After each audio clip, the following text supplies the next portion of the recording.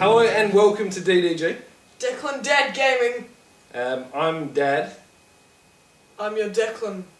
And today we're here to do a review on Pummel Party. The good game. Well, we'll jumping the gun, but that's fine. So, what is the game about? I've got my trusty notes because I'm old. Couch party board game with mini games at the end of each turn. It's almost certainly inspired by Mario Party or the like. It must be 4 players, no more, no less. Or you can add a bot, or however many. Yeah, so it doesn't have to be 4 human players. You can add in bots, you can play single player, you can play online, you can play locally. So tell me about the game. So you compete against each other in the mini games and also the board game side of things. So you can also choose to exclude the board game and just play the mini games. But if you also play the board game part of the game, you can kill the other players or steal their keys or whatever. And the keys are needed to unlock trophies or whatever so that you can win. Whoever has the most trophies by the end of the game, or gets 5 trophies? It depends on what you said. Okay, they win. Yay. Okay, so yeah, it's a board game normally, but you can deactivate the board part of it and just play the mini game. So at the end of each person's dice roll, there's a mini game.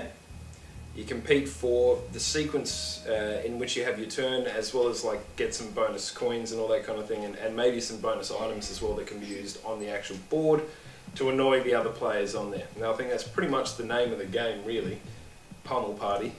You just hurt everyone else. So now that we know what we do in the game, what do you think of the music?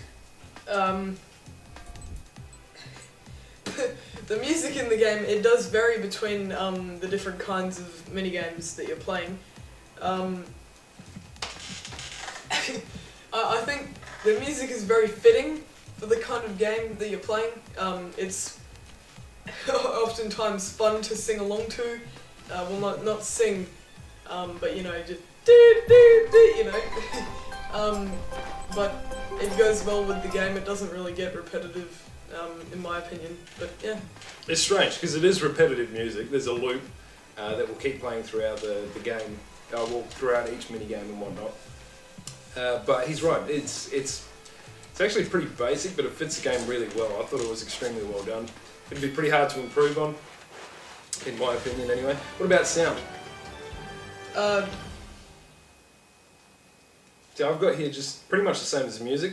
There's nothing terribly complex about the sound, but you probably wouldn't change anything either because it fits the game exactly as it is.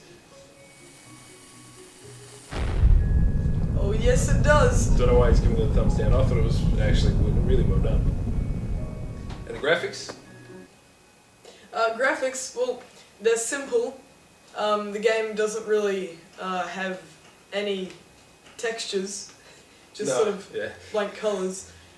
Which actually seems to be a popular thing going around at the moment, but yeah, you really wouldn't expect much or need much out of a game like this. It just needs to be fun, and it does that well. Yeah, I agree. The graphics are extremely fluid. It looks quite nice despite the fact that there's a lack of textures and whatnot. The boards are certainly nice, and even some of the backgrounds and everything for the mini games, they're quite well done. I think just the way it plays out, and it's sort of simple but nice nature, sort of adds to its charm. It's a comical game by nature, so yeah. Performance. Well, running it on my computer, certainly no issues. GTX 1080 Ti, so you wouldn't expect to for a game like this, but having a look at the system requirements here, you get away with the GeForce 8800 GT, which is extremely old, AMD HD 6850, which I think that's 8 years old as far as the graphics go, considered mid-tier, 8 years old, or Intel HD 4400 graphics. So Suffice it to say, it'll play on pretty much anything. There are options in there to dial it up or down as far as the graphics are concerned. So you can change the resolution, but you can also change the AA and all that kind of thing as well. So yeah, it runs extremely well. I'm normally pushing anywhere between 140 to 250 frames per second. It's nice and fluid, plays really good. Stability, no crashes. We haven't had it crash once, so it's extremely stable from what I can see.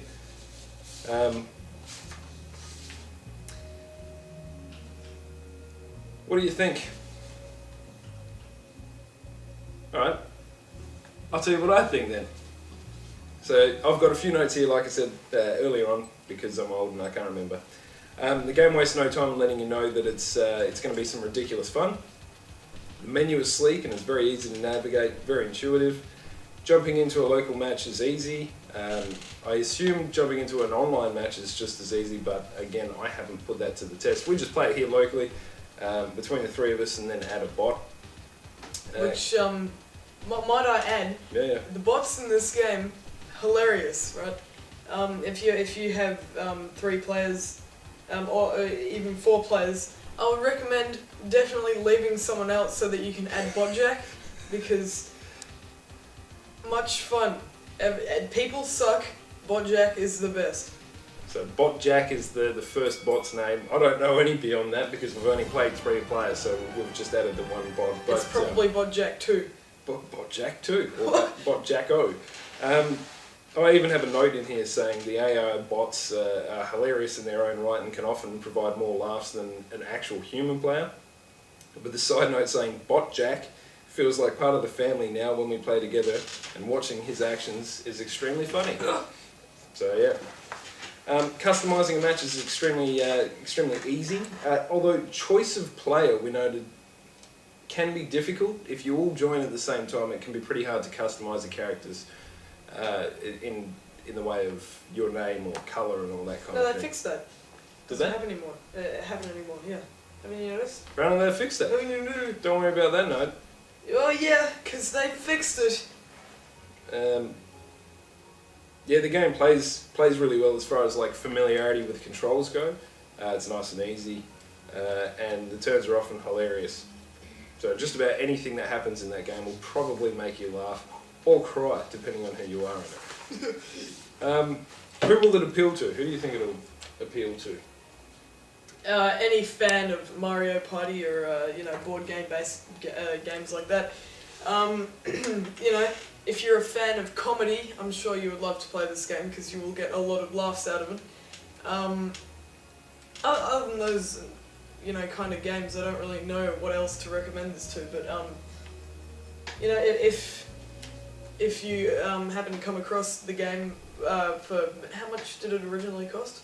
So at the moment, full price is $19.95 in Australia. I'm not sure what that equates to in other nations. Probably about $15 US.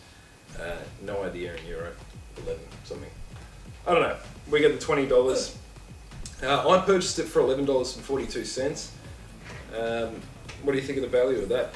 Great. Yeah, we're going to get a lot of fun agree. out of that. Yeah. We play pretty much every night that my dad does. If you've ever got friends coming around and they're even loosely into games or whatever, and you've got spare controllers and all that kind of thing, it's pretty much a must. I can't think of a game like a local party game, or even if you're playing online with friends, that represents better value for especially for a comedy game. If you're sitting down having a couple of drinks with your friends or whatever, this will easily make the night, no worries. So what's your conclusion on it?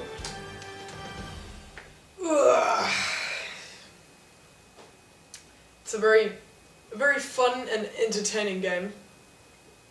Good to play with friends, and it's great value as well. So we will continue playing that for many hours, and I'm sure a lot of other people will do exactly the same thing, because it's a very good game and it gets you quite involved with the family fun time. I would say, even at full price, get it. If you get it for a discounted price, bargain. There's no reason not to buy this game if you're into that kind of thing. So do yourself a favour, go out there and get it, and have some laughs. Anything else, Dad? Yeah, no, bugger it. Anyway, thank you for watching. See you guys later. I'm a disappointment.